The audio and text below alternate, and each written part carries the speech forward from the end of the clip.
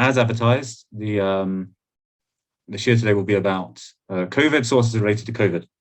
Earlier this week, the Rav asked if I could fill in for the weekly Shiur. I said, well, what should I do it about? And the Rav said something topical. So I thought, what could be more topical right now than coronavirus, where anyone listening in America, I don't know, something like a third of the country or something is sitting in quarantine or supposed to be sitting in quarantine right now. But what I won't be talking about is the severity of corona, or the lack of it, or which drugs are effective or which drugs aren't effective, or anything like that. I imagine that Binyamin wants this to go up on YouTube eventually, so I should say, just for the record, that whatever the CDC says is completely accurate in every respect, and whatever the Israeli Ministry of Health says is completely accurate in every respect. And if in any way they differ from each other, both are fully accurate within their respective domains. And if it should change during the course of the Shiur, I should be clear that at the moment that it changes, that new thing is completely accurate. Not a second before. I'm not for a minute trying to imply that what the CDC will say tomorrow is accurate today, Khalila. I'm saying that when it changes, it will be accurate. Okay, I hope that that's enough to forestall any thoughts, chas v'shalom, that I should be spreading COVID misinformation on this or any other platform. Anyway, but there is actually another reason why I'll be staying away from that side of things, because I think that though it's very tempting to engage in debates about those kind of issues, and it's not, I wouldn't say it's even pointless. It's tempting for a good reason. These are very important issues. There is a sense in which it can become a distraction from the main point, because a lot of people feel angry about what's being done to them and what is being done to them, and they resent at a very deep level what they've been expected to do, and they feel, well, if I can just persuade them that it's not this dangerous, actually it's only this dangerous, or if I can persuade them that the effects of the education system are not like this, they're like this, then all this will just go away and they'll let me lead a normal life again. But the reality is, no one who's proposed any of these lockdowns has ever given a number of fatality rates or any other number which justifies any policy or doesn't justify any policy. So it is presumably implicit. I mean, I presume it's the case that if it was established that COVID kills no one ever, that no one would advocate a lockdown. But who knows? But the point is that the fundamental moral issues at stake are A, not dependent on any given number, and B, they're not really being explored when we focus on the numbers. So what I wanted to do today, I certainly not chas v'chalila kind of and delusional or arrogant enough to in any way imply that I'm going to give you the Torah view on COVID and pandemics.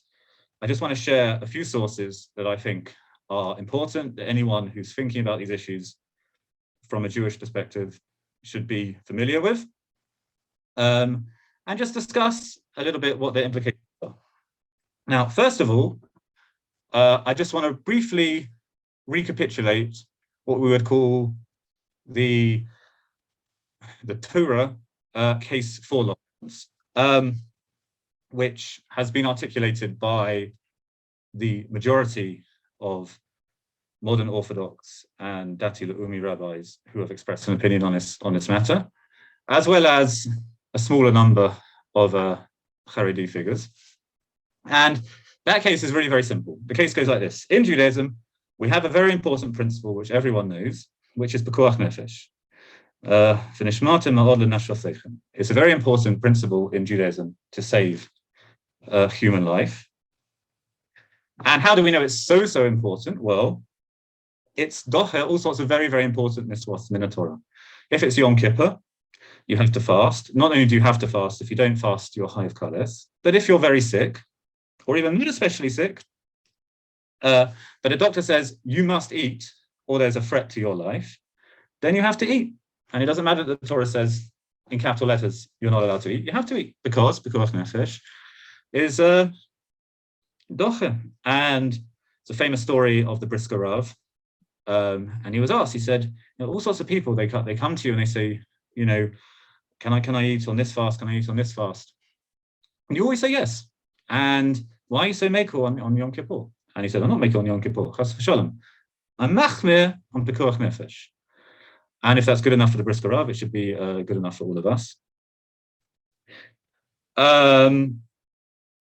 Now, there is a sort of a small caveat here, which is that, if you go to the sugya in Yom Kippur, or in Yom, which of course everyone has, and who's expressing an opinion on this, and you go and look at what it says about you have a fallen down building and there's someone trapped inside, and you have to save them even though it's Shabbos and it's clearly violating Shabbos to start picking up all these rots, etc. The principle of pikuach nefesh there is not as all-encompassing, shall we say, as some people might want to claim. There's large swathes of mankind, shall we say, it doesn't apply to. But let's leave that aside for a second. The argument is pikuach nefesh is a very, very important mitzvah. COVID kills people. Doctors, the medical establishment says you have to do X, Y, and Z in order to stop people being killed, and therefore you have to do it. And as well as pikuach nefesh, we have another statement from the Gemara in many places, which is sakanta chamira me'isura. That's something that's an isura is something that's asur from the Torah, something the Torah says not to do. And sakanta means something that's dangerous. And we're more machmir about danger to human life than we are even about breaking chas v'shalom commandments from the Torah. Now, that's actually, it's not just a slogan, it's a very clear and logical principle. An example is the end of the first parak of Eruvin. It gives a list of, the Mishnah gives a list of things that an army camp are potter from because of the exigencies of being in a war. And one of the things they don't have to do, they don't have to do rachitzat yadayim. That's what the Mishnah says, which we will call netilat yadayim, which means they don't have to wash their hands before they eat food. Why? Because you're in a camp, water's scarce, you're moving around, you've got to carry a water with you. The Chachamim were makel on the soldiers that they shouldn't have to waste, use precious water that they can ill afford to waste on netilat yadayim, even though netilat yadayim is a very, very important mitzvah. But the Gemara says, my machronim you do have to do. Why do you have to do my machronim? Because in the understanding of the Bavli, my machronim is an issue of danger, something to do with a certain kind of salt that can be dangerous to you. And what? Sakanta chamira me'isura. Which means that's something very simple. Chazal can be makel on you to say, we're not going to make you do X, Y, and Z in certain extreme situations. But it's not being makel to tell you to do something that's going to endanger your life. And that's what the Gemara means. Now, that's the argument. The argument is we have to save human life. This is saving human life, so you have to do it. And what do you want? What's the problem with that? The problem with that is that the argument stated in such plain terms proves that, but it also proves a whole bunch of other things. And an argument that proves everything proves nothing. So, it doesn't take a great genius to start making examples. People die from car accidents every day. If I don't get in a car, I'm for sure not going to get in a car accident. Therefore, I should never drive a car for the rest of my life. And you can keep going as far as you want, all the way up until if I never leave my house and I wrap myself in cotton wool, etc., then I'll never be in danger of dying. So I'll never do anything. So why don't we say that? Well, the Gemara introduces a principle here of dashu bo rabin, which means many people have already done it. And the Gemara lists certain things in different places, things that are dangerous, but are nevertheless permitted to do, because everyone does them. Lots of people do them. Most of the people don't die.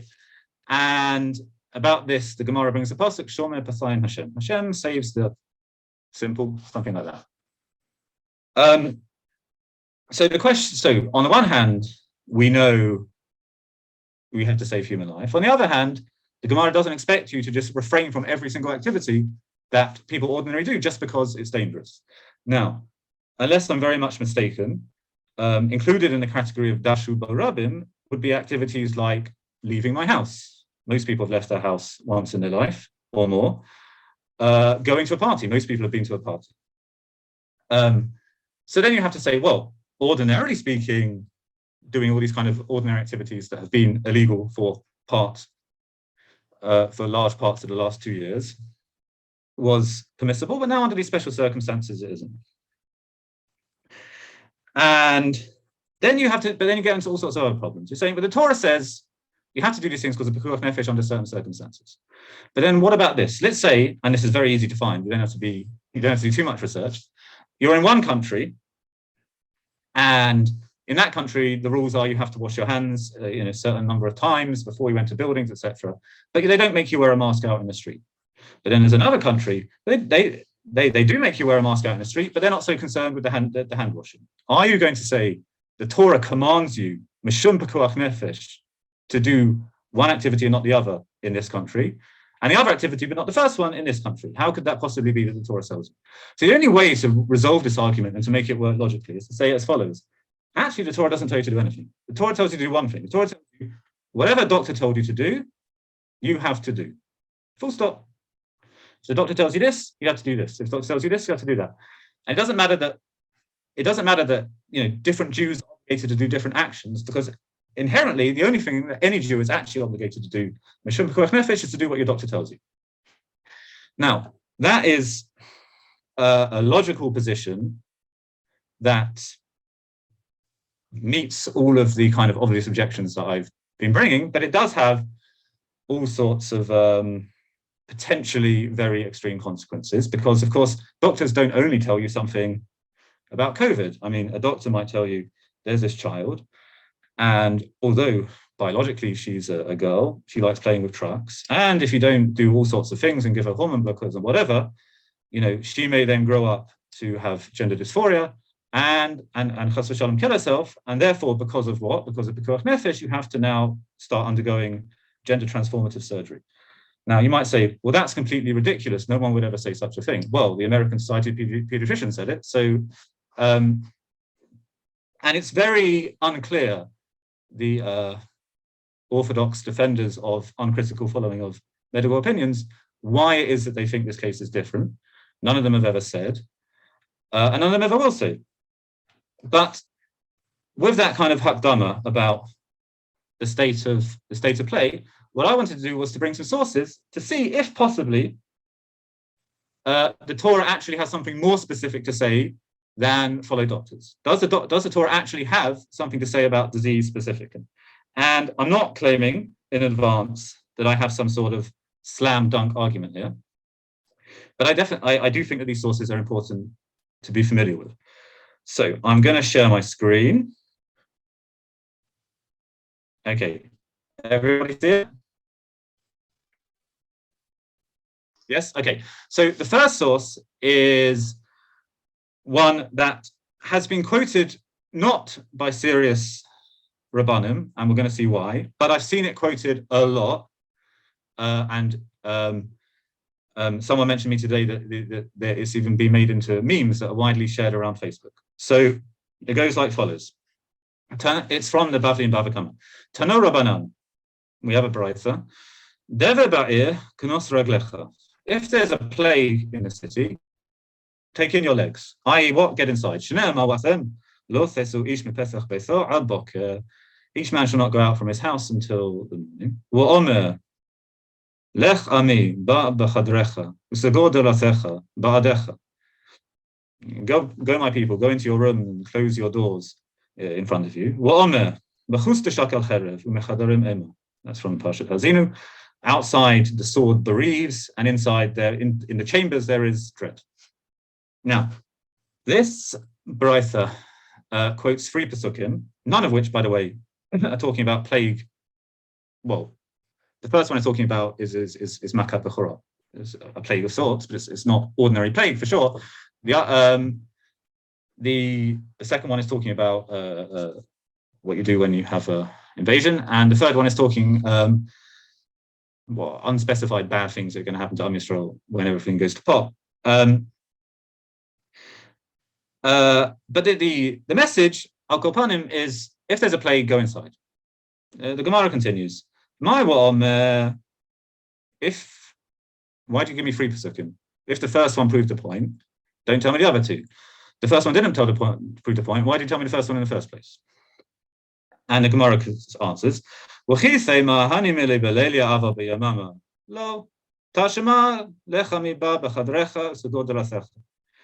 you might have thought from the first passage, you only have to go inside at night. Plague is kind of around at night. Don't go outdoors at night, but you can walk around during the day.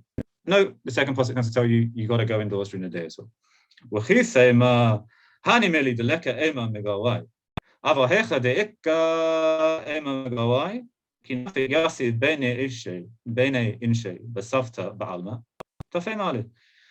means like this.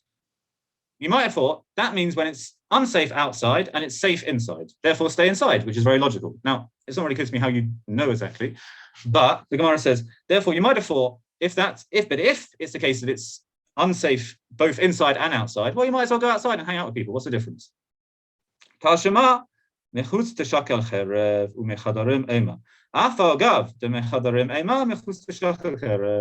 Even though it's scary inside, it's more scary outside. That's the point. Even if being inside doesn't really work, it still works a bit. Rava be'idan Ritka, Rava, one of the greatest, arguably the greatest of the Babylonian Amoraim, whenever there was a plague, he would shut the windows. Quotes a pasuk from Yirmiyahu, death comes through the window. So he was machmir, not only not to go outside, but close the windows, presumably because of some concern that the plague would come through the window. So, as I mentioned, there are those that claim, well, hello, we got a Torah source that says you do lockdown, full stop. Plague, stay inside, don't leave the house. End of story. What's the problem with that? The problem with that is as follows, and this is the first topic here, is what is the Torah's attitude to plague, disease, in terms of severity? Okay? We talked before about how contemporary discourse doesn't really set clear thresholds for how severe a given disease has to be before certain measures kick in. But in fact, the Torah, at least in one place, gives a very, very clear measure. So this is now Mishnah in Ta'anith. The Mishnah in Ta'anith is talking about all sorts of different things that bring on a communal fast. Each one has its own threshold. So the one that's most expensively discussed in the Mishnah is rain. So how long do you have to wait before you fast? And there's a whole staggered system, etc. One of the things that you have to fast for is plague, dever. And the Mishnah says, also a city that had either a plague, or a building collapse.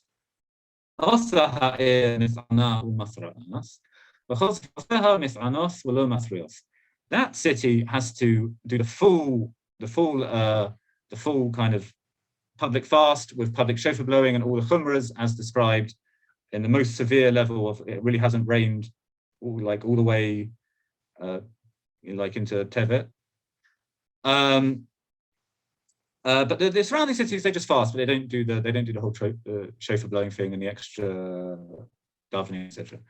Rabbi Akiva he says no, it's hafuch. The other cities, the surrounding places, we don't make them fast, but we do make them do the whole service. Okay. But here's the important point for today. What is a dever? A city that can bring out 500 footmen, and 3 people died on 3 days consecutively. Monday one, Tuesday another one, Thursday another one. Any less than that, it's not a dever. Now, all the Gemara itself and the Rishonim explain, well, what if you don't live in a city of 500 people? Most people, it's going to either be a bit more or a bit less. And they say it works out mathematically. So if it's 1,000, if you've got 1,000 people in your city, then you have to have 2 people dying on 3 consecutive days. If it's 1,500, 3 people, etc.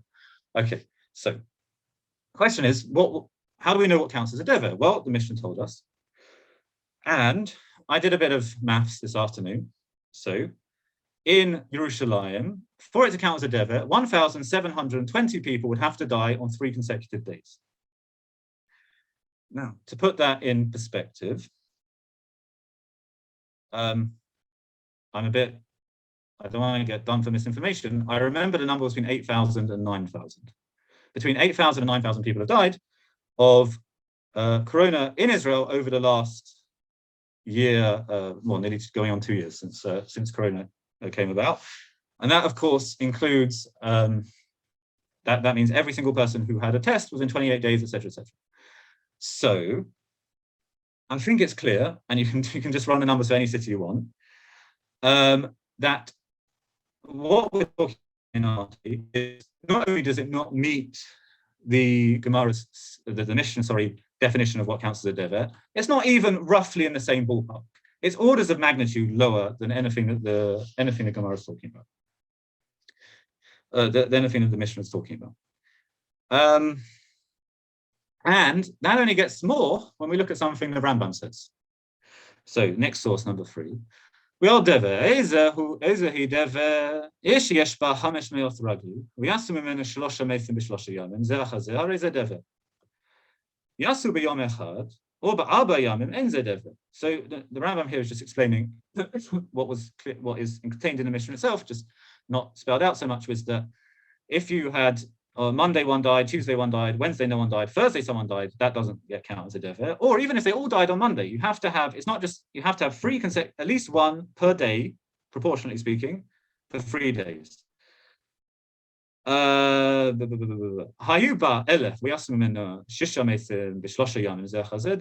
exactly what I said before, that it's proportional.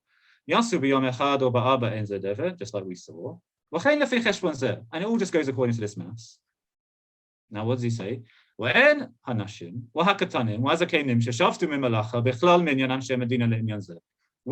children, and old people who no longer work, they didn't count.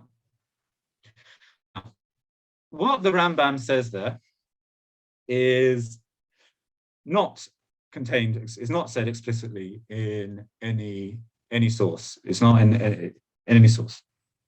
Where does the Rambam get it from? Lichori gets it from being medayek on the lashon of the Mishnah, where it says ragli. Ragli means now it's a bit of a, it should just say person, ben adam, anashim, something like that, right? Ragli means those who go out. It's often used to mean soldiers, basically. And so we're talking about military. So the Rambam concludes we're talking here about military-age men. There are many cases where the Rambam actually brings a halakha based on this. Like everyone, for example, knows that mishloach manot, you have to send food. Does it say anywhere in the Gemara you have to send food? It doesn't. Because it says the word manot. And because we see, for example, in the Mishnah Beitza that manot there explicitly means cooked foodstuffs. So therefore, the Rambam concludes, and the vast majority of poskim accept this, that the mitzvah of mashloach manot has to be a cooked foodstuff. And the same thing he's saying. He's saying that the word ragli here is chosen deliberately, and therefore, when we count these things, we're only counting military-age men. Now,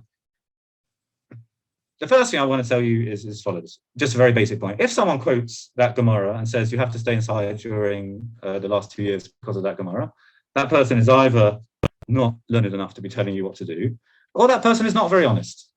I'm not going to say which applies in every single case.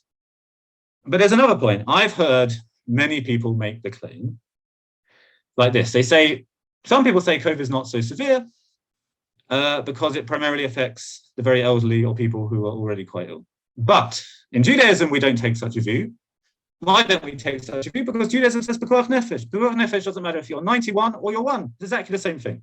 And in some cases, I think that's very reasonable. Let's say if we're talking about terrorist attacks and Hamas Yimach Shemam they started targeting old people's homes. I don't think anyone in their right mind would say, well, if we calculate the years lost, it's not really worth investing a lot more resources in kind of combating this new terrorist problem.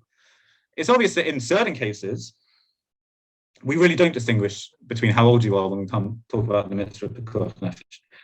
And there's clear cases. For example, if there's someone who's on their deathbed, you're not allowed to close their eyes. The Mishnah in Shabbos says explicitly, you're not allowed to close their eyes. Why? Because it brings on death. Now, the whole point, this person is dying. The whole point, we're talking about someone who's dying. Even so, you're not allowed to, not allowed to do anything that might, chas v'shalom, make their life slightly shorter. So it is clear, and this is certainly true, that in many cases of pekuach nefesh, we don't pay any attention to how ill someone is, or any attention to how old someone is. But, and this is the point I want to bring out here, we see that disease is treated differently from other forms of death. You can't make a simple reading from the principle of pekuach nefesh to the concept of disease, because not all forms of death are equal. And when it comes to disease, we make clear distinctions in halacha between different categories of people. So that's the first point, which I think is unarguable from these sources. And second point, by the way, what if it is a dever, by the way? So we said, for example, first of all, the halachic concept of dever is multiples higher than anything we're talking about today, A. And B, it's even more multiples if we accept what the Rambam says, that it doesn't count anyone except military age male. You can add another 5 or 6 orders of magnitude before we get to anything resembling a dever. So that's number one. Number two, we see that halacha distinguishes between different kinds of categories of people, in particular their age, when it comes to how seriously we relate to a particular disease. And number three, by the way, very simple thing. What do you do if it is a dever? Well, you all gather into the public square and you daven. Now, wait a second, didn't we just see that the Bavli says you do the opposite, you stay at home. So that bracha in the Bavli is not brought down by any Rishonim as halacha. I don't know why, it just isn't. Okay, I don't want to say any, because I'm not the world's biggest Talmid Chacham. Maybe someone will find me someone who does. It's not brought down in Rambam, it's not brought down in Shulchan. And it's also that there's no other source where we find a similar kind of thing. Often we find a brayso in the Bavli, and there'll be something more or less the same in the Sefton, something more or less the same in the Yerushalmi, and often even somewhere in the Sifra, etc. Here we only find it there. But you don't have to say there's some kind of steer and this is like a Bavli opinion. You can say very simply, you can say the Bavli is talking about an individual. If we're saying, should you go to your friend's party or not? No, stay home. But the Mishnah, and all the Gemaras, of course, talking about the Mishnah, they're talking about what the Kal does. And the most important thing is to go out and to daven to Hashem. Why? Because if you're Jewish and you believe in God, you believe that Hashem's in charge of this. You don't believe that he doesn't care, he's asleep at the wheel, or he doesn't really interest himself in this kind of things. If there's a big dever coming along, then you have to get together and you have to pray, because Hashem listens to the prayer of the Rabbin. Therefore, it's very hard for me to understand how someone could say that you shouldn't pray with the Rabbin because it's a pandemic, at least outside. If you're going to say it's such a severe pandemic that we have to be very worried, then the Mishnah is saying, well, dafka fuch. That's when you dafka do need to meet together and pray the Rabbin. Now you could say, well, we don't have these fasts anymore because we don't have a beis din, and that would be a technical answer, but it doesn't address the basic kind of moral and spiritual issue. Okay, but we're now going to turn to source 4, the Tosefta, which complicates the picture a bit. Dever sheyesh bo hefsek, afilu shlosha mesim b'yom achazeh, ein ze dever. That's what we said. If there's gaps, it doesn't count as a dever. Now, the wording there, by the way, some of you may have noticed is a bit funny. Shul Lieberman discusses what the correct answer is, but it's not really relevant right now. She'ein bo hefsek. Now here's the point. Achsara. There's another disease called achsara. We have dever, which is, by the way, can everyone hear me? Yeah, it just says my internet connection is unstable. Okay, fine. Achsara. We have another disease called achsara. There's some disease called achsara. If people are dying of it, you are mathrian, i.e., you do the whole fast with the full shofar, etc., and the 24 brachot. If it doesn't kill, it doesn't kill. Now, what is achsara? So that's actually an interesting question. But I mean, people who know modern Hebrew and their vocabulary is very good will know that you can go. One of the things you go and get your child a vaccination for is diphtheria, which is what you call diphtheria. And if you know really good Hebrew, you'll know that the real word for diphtheria is achsara. Okay, achsara is diphtheria. Now, is it exactly diphtheria? I did a little bit of research this afternoon. The earliest confirmed diphtheria outbreak is very recently, is less than 200 years ago, because modern biological science didn't distinguish between different kinds of pathogens until then. But they can trace it back to the 17th century. Is it the case that what we're talking about exactly is diphtheria? Not so clear. But it is clear if you look at all the sources, which we're not going to do now, that it's talking about something similar to diphtheria in that it's a kind of a very severe cough that brings on the sensation of croup, that kind of, everyone who's had a baby probably will know what croup is. And it causes something kind of akin to kind of internal strangulation. And it just says, achsara, if people die of it, then you have to do the fast. And if not, you don't do the fast. Now, what does that mean? Well, as we know, there's something called croup that all kids get. The original croup used to be the kind of popular term for diphtheria. And in those days, they didn't think exactly like we do about different diseases. And so there was one kind of general disease called achsara, which produces this kind of strange cough and this tight sensation in the throat. And there's the severe kind, which kills, and there's the unsevere kind, which doesn't kill. So if you've got the severe kind, which kills, you gotta fast straight away. And as Shaul even explains, what does that mean? You don't wait till 3 days. One person's died, boom, you go. So, question is, what can we learn from them? If we're talking about diphtheria, we're talking about a disease that has something like a 10% fatality rate before modern medicines, and an even higher, something like a 20% fatality rate in children. And it spreads like wildfire. And it seems to be the fact that it spreads so quickly is why with Dever, you wait to see. You get someone died on Monday, someone died on Tuesday. We're not sure yet. Actually, someone dies, boom, we're going to fast straight away. Why? Because if this person's dying, then loads of people are going to be dying pretty soon. This thing spreads like wildfire. Why? Because it's something that spread through coughs. Just like, of course, the disease that we're dealing with now. And you could make a number of extrapolations based upon. Now, by the way, the Bavli says more or less a similar thing, and this is brought down by the Rambam, etc. So that's all of these sources. That's the first set of sources I brought, which is about how we relate to different kinds of diseases and their severity. What is considered a severe disease? And also, what's actually the appropriate response to a severe disease?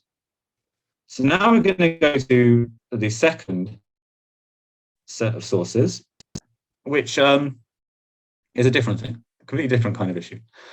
Now, if you open up a Mishnah, Masechet Pesachim, the fourth parak, right at the end, you'll find the following. I've put Mishnah in quotation marks, and I'll explain why in a bit. There are 6 things that Chizkiah Melech did. 3 of them were good things, and the Chachamim of his time said, Kol hakavod. And 3 of the things were not good. And he said, not Kol hakavod. His father, who Achaz was a very wicked king, he deliberately dishonored him by dragging him on a bed of ropes instead of a proper funeral kind of procession. Well, they said, it's a very good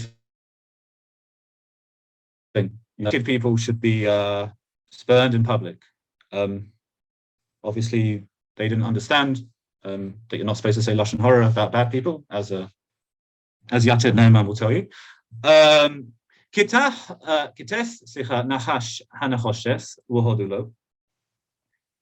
He broke up the Nachash Hanachoshet. That's explicitly mentioned in Sefer Menachem.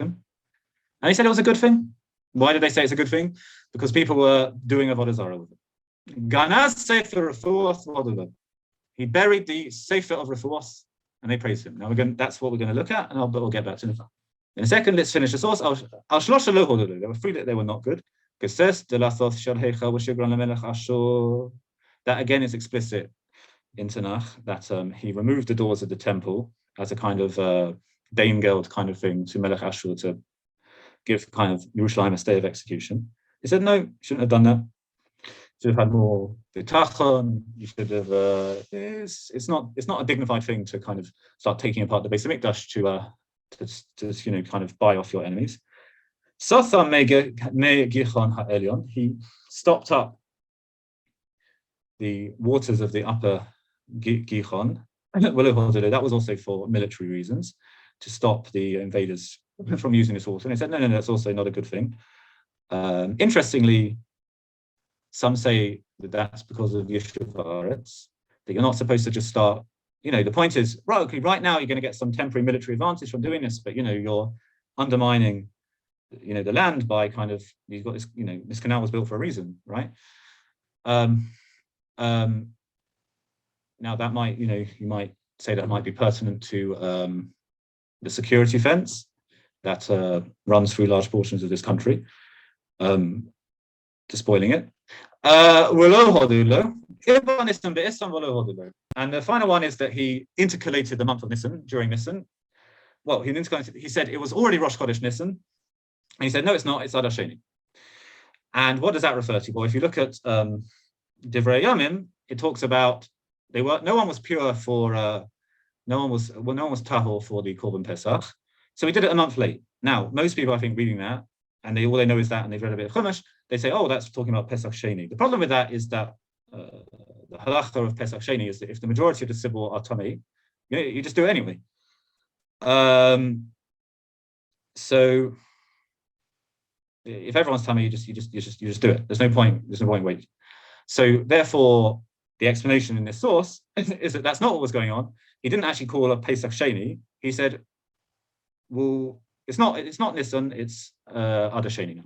So we'll get an extra month for kind of a different route. Those who want to explore that in more detail, the Rambam has a very long treatment of it. Okay. The important point, though, we're going to look at here is Gana Sefer Refuos. He buried the book of Remedies. So what does Rashi say on this mission? Kedichtiv, as it says. Hatov v'ayashar be'enecha asisi. Rashi says it's connected to the pasuk of Chizkiyahu when he's praying. He had a long sickness, and he's praying for Hashem to save him. He says, I did what was right in your eyes. And Rashi says, what does that mean? He buried the Sefer Refuos. Well, Amrinan be'berachos, we say in berachos, he's quoting Mesechet Berachos, the Talmud Bavli, Shigana Sefer Refuos, Lefi shelo haya libam nichna al cholim ela mitrapim miyad. People would get sick. They go to the Sefer Refuos. They say, all right, you take X medicine. They get better. And therefore, their lev was not nichna. They weren't subordinated to a Kadosh Baruch Hu. Now, let's say Rashi was to come back today, and he was to say Chizkiyahu Melech was a big tzaddik. Why was Chizkiyahu Melech a big tzaddik? What was his big zechut?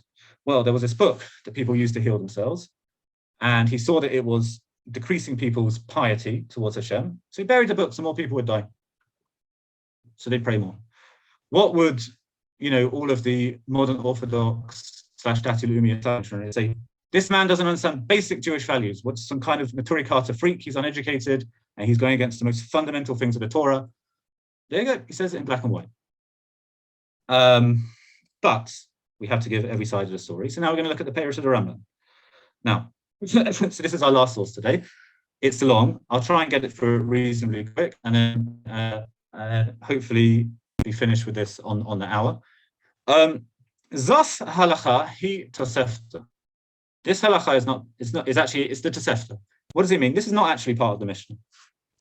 Now, in fact, although it appears in printed editions of the Mishnah, and even in the Rambam's day, it was appearing in manuscript editions of the Mishnah clearly, it is in fact correct what the Rambam says, that this is actually not part of the Mishnah. It's a baraitha that's brought both in the Bavli, in a different place in the Yerushalmi, with different wording, and it's clearly a strong Agadic tradition, because it's in other places in the Bavli, in Masechet Barachos.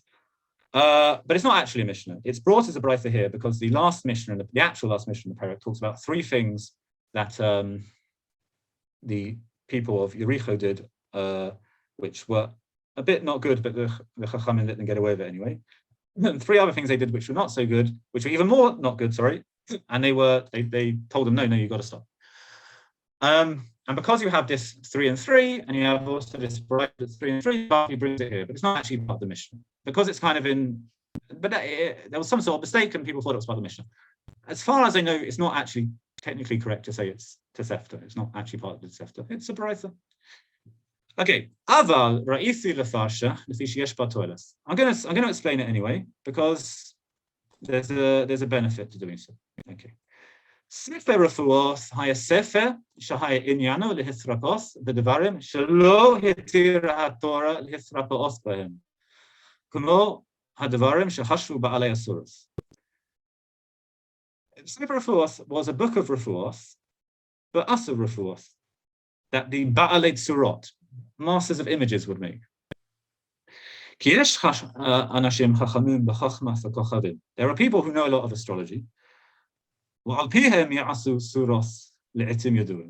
and therefore, according to them, they would make surot at certain times, and they would benefit people, or yaziku, lidvarim yaduim. Without surah nikres belashon yawan, talism, I don't know. ואומר, כי הסורה שהיא נעשית כזו, התכוונה היא טובה לכל פלוני, וכיוצא בו, מן הדברים המטעים. That there's a certain astrological time, you follow the instructions of this book, you make a particular image or something, and it will heal a certain person of their illness. He didn't write it so people would use it because it's also to use it. He wrote it because it's just like a, interesting kind of scientific book. The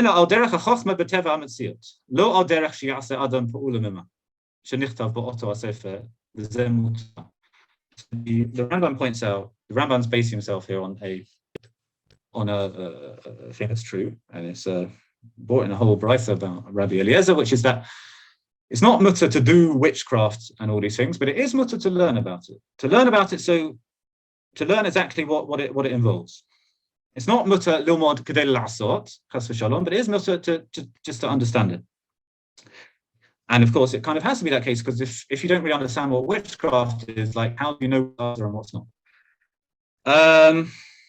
ועוד יסבר לך כי יש דברים שמנע השם לעשותם, והם מותר ללמדם ולהבינם, כי השם יסברך אמר לא תלמד לעשות. ולמדנו בקבלה, hopefully it says Sanhedrin daf samached. אבל אתה למד להבינו להרוס. You can learn about this stuff to teach about it, but you're not allowed to learn it to do it. Just like I said. וכאשר השחיתו בני אדם דקאים את האופן הדברים, הסירן וגנזן, he got rid of it. Boom. Now, the Rambam wrote his Perush on the Mishnah when he was very young. He actually wrote it in Arabic. The only reason I'm reading it in Hebrew rather than English, which would be equally legitimate as a kind of translation from the primary language, because I don't know of an English translation. It's a well-known machlokas between the Rambam and the Ramban, but they're kind of exemplary, about the question of all these kind of things about witchcraft and stuff. The Ramban says these things work, but you're not allowed, the Torah prevents you from doing them. And the Rambam famously writes, no, they don't work at all. It's all complete nonsense. And anyone who believes this is just so completely stupid. He's so stupid, he's as stupid as a woman. And the Rambam said it, not me. And It doesn't work at all. Now, I'm not sure how that squares with this passage here. The Rambam says he made this book of these kind of forbidden refuot, and it was okay to do it because he was just doing it to understand it, not to actually do it. And the problem was that they started doing it, but if none of this stuff works, I'm not sure. I don't understand how there's a category according to the Rambam of stuff that is forbidden and works. Now, again, I don't pretend. I suppose I'm the first person to have noticed this. I'm sure people who are much more blocky in the Rambam than me can explain it. Anyway, I didn't have time to find what the answer to that is. Right, but that's his first. And then he says, and he goes on, V'ulai, or maybe, Shahaya Sefer, V'haya Sham Refuah L'Sama Mavet. V'haya Omer Sama Mavet Ploni, Merachin Oto Kach, Umashkin Oto Kach, V'yere Memanu Min Hamikrim Kach V'Kach, Urefuatho B'dava Ploni, Kushiyeh Ro'eh HaRofer, Otan Hamikrim, Hayodeh Ki Oto Asam, Yashku, V'ayonothen Le'otho Refuah, Yos Keneged Asam, Ulehatzel Mamavet. So basically, it was a book of poisons and remedies. Every poison has a remedy, maybe, in theory, maybe. And so it was a book that told you if someone got poisoned with X, then you can give them this. This is the antidote. It was a book of poisons and antidotes.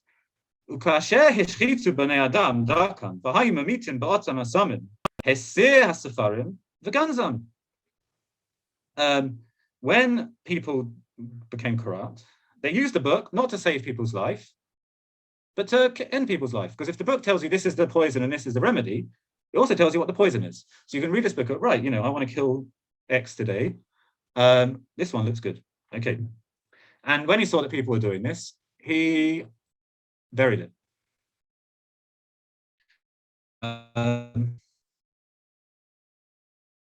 So there he gives two explanations. I've explained this at length.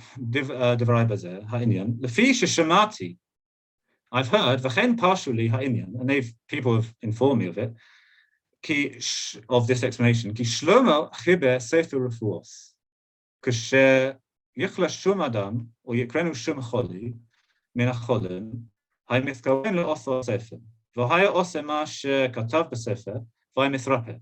So another explanation that people have said is that Shlomo Melech made this, who was the wisest of all men, made this sefer which tells you how to be healed from all diseases. When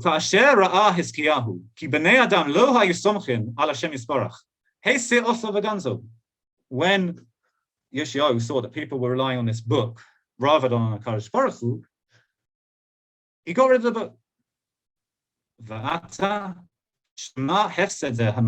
Here, how terrible this claim is. And how much there is in it from craziness. What they're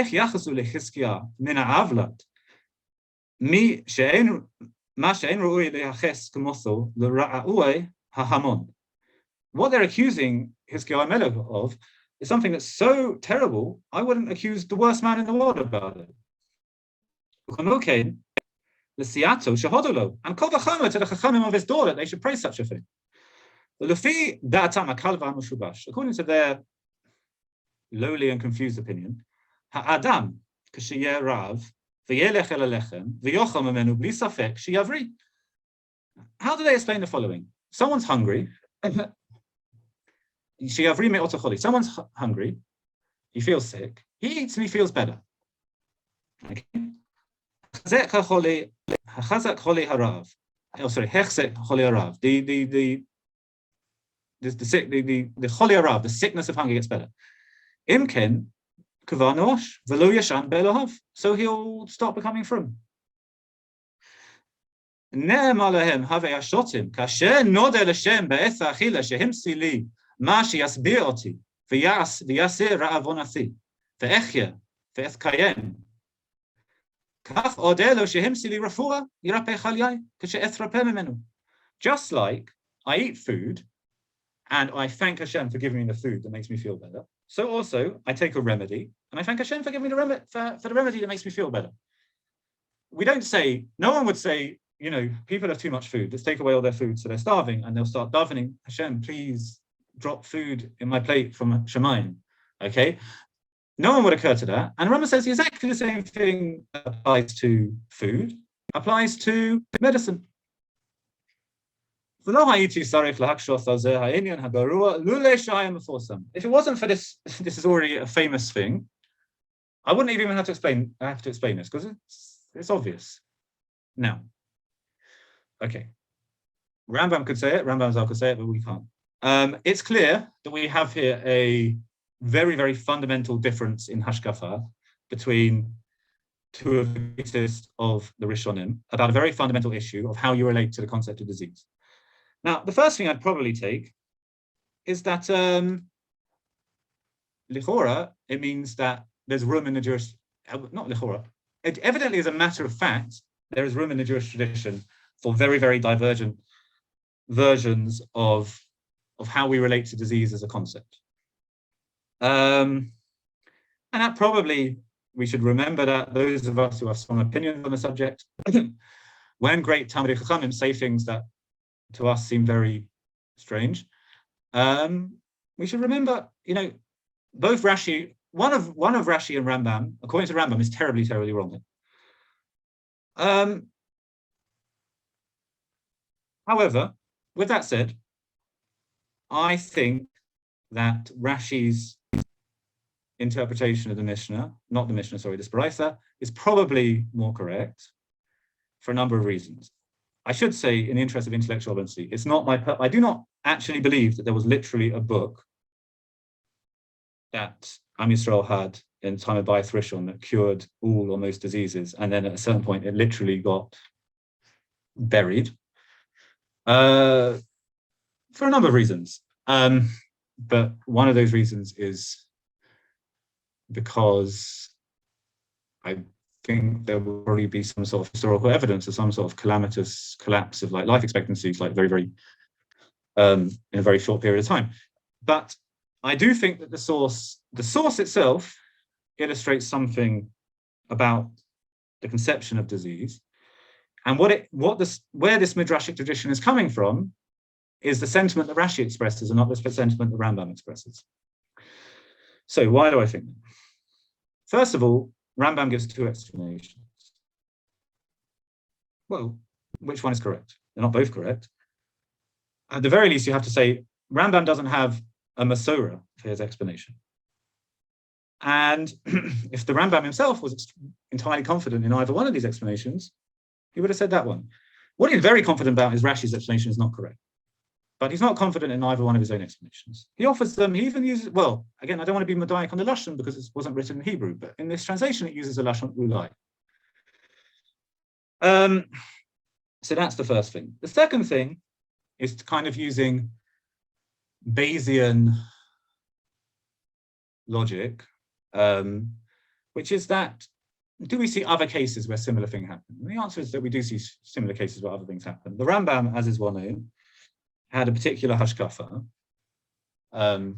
which is a complete philosophical system based upon the Aristotelian Neoplatonic synthesis of his time, which was considered to be the highest form of scientific knowledge.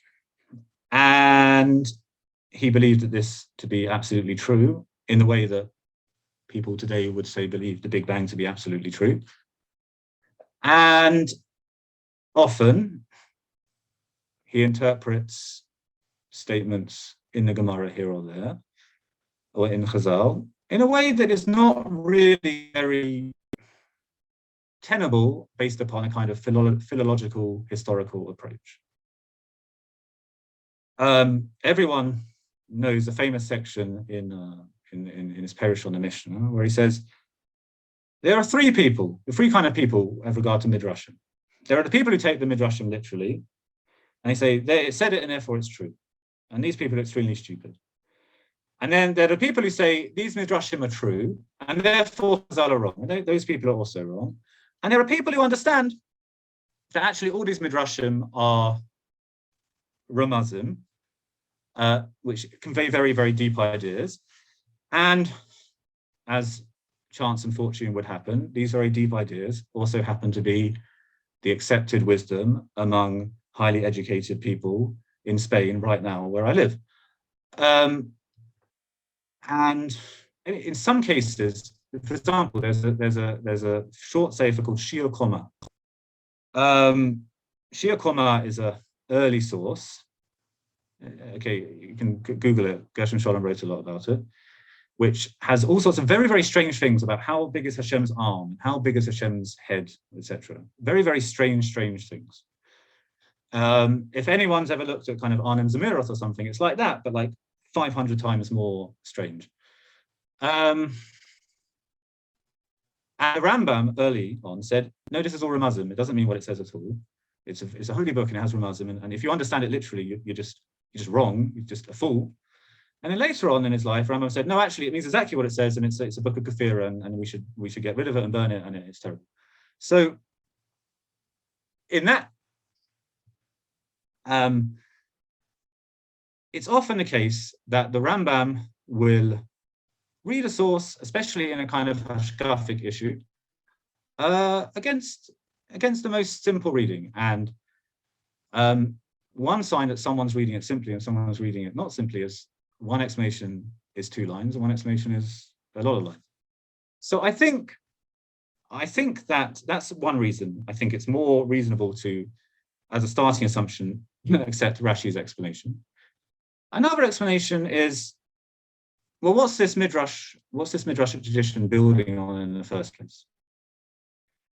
The other examples in this Baraitha have clear. You can find in the Tanakh what they're based on. Some of them because it's just literally a posuk. So he buried the sefer. Sorry, he smashed up the Nachash and Nechosheth. Other cases it's a bit, but this one also I think has to have a makor somewhere in the something that it's building off. I think what it's building off is one of the most famous facts about Chizkiyahu Melech, that he was ill for a very long time and he prayed, and that his prayer during his illness and is a sign how he completely relied on Hashem to save him, is a sign of his great piety, of his great hachna'ah towards the Kadosh Baruch Hu. And I think what this midrashic tradition is doing is kind of extending that. It's kind of saying Chizkiyahu extended that to kind of all Am Yisrael by denying them the ability to kind of go to these shortcuts. And in order to increase their piety. So, what do we see from this? We see a source that, leaving aside questions of historicity, has a worldview behind it. And that worldview is that disease is a natural part of the human order that is there, in a sense, to make people more pious, to remind people of their dependence on a Kadosh Baruch Hu. Now, again, I think a lot of people would sort of just sniff at this and say, well, that's just stupid, just like what the Rambam said. But we see in the last 200 years there's been massive advances in medical science. We see in the last 200 years there's been an unprecedented explosion of atheism. So it would seem that Rashi told us, if X happens, Y will happen, X happened, and then Y happened. So you might say that a genuine rationalist would say, well, if someone predicted something would happen, if X then Y, and then X happened, and then Y happened, and in fact, actually, it seems that if X then Y, that is actually how the universe works. And then there's another interesting thing about what the Rambam says, is that he makes a comparison between being hungry and eating and medicine when you're ill. And that's not something I think the connection is not immediately apparent to someone now reading that, because our basic conception of disease is that, a foreign body invades you and you try and get rid of it. It's not like food is that you're lacking something and then you provide it. Disease is not you're lacking something and then your medicine doesn't provide you with something that you're lacking, as a rule. Now, I think that this has to do fundamentally with the Rambam's conception of medicine, which was again based upon, in particular, Galen, the famous Greek doctor and medical theorist. And this kind of school of medicine is based upon ideas of the illness is caused by kind of an imbalance. Your body is a balance of different materials. And if one is a bit high and the other one is a bit low, then you get sick in a particular way. And therefore, medicine fundamentally comes to rewrite the balance. So in a sense, medicine is really quite similar to food. Food is you're missing something, you provide it. Medicine is you're missing something, you provide it. And that's why he makes this very strong connection between eating and medicine. But there's also another level to what the Rambam Zal is saying, which is that for the rationalist, human beings are kind of like a computer. They're kind of they're machines for thinking, as Aristotle said. Mankind only fully realized themselves in the act of philosophy, because mankind, the toilet, the telos of mankind is to think. And if you kind of grow up in the right climate and you're given the right nutrition and you learn maths at the right time as a childhood and you're brought up right, you'll become a super philosopher. And if you're brought up in the wrong climate and you don't get the right nutrition and your education is bad, etc., then you're still a tool, you're still a box for thinking, but you're just a really defective box of thinking. You can't think properly. And therefore, what's missing from this is a kind of anthropological or psychological perspective, which is that the whole way human beings relate to disease, the whole set of emotions that disease, the prospect of disease, seeing other people with disease, fearing disease, getting a disease, the whole set of emotions that this produces in a person is fundamentally different from the set of emotions that happen when you're hungry and then you eat. And that has to have ramifications for how you relate to heaven. We would like to encourage our viewers to share these videos with friends and send in your responses. We would also like to suggest the following opportunity to our viewers. If you identify with Rabbi Bar-Hayim's message and would like to sponsor or dedicate a video interview with the rabbi in honor or memory of a loved one, if you would like to obtain Birkon Nusach Eretz Yisrael or invite the rabbi for a speaking engagement, please email us at office@machonshilo.org. If you are inspired by Rabbi Bar-Hayim's message and would like to get involved in Torah Eretz Yisrael activities in your local area, please fill out the relevant form by going to the link which appears on the screen. Thank you, Rabbi Bar-Hayim. We would like to encourage our viewers to share these videos with friends and send in your responses. We would also like to suggest the following opportunity to our viewers.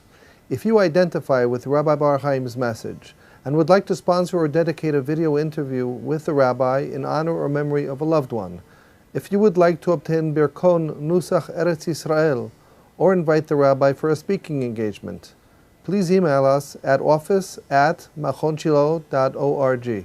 If you are inspired by Rabbi Bar-Hayim's message and would like to get involved in Torah Eretz Yisrael activities in your local area, please fill out the relevant form by going to the link which appears on the screen.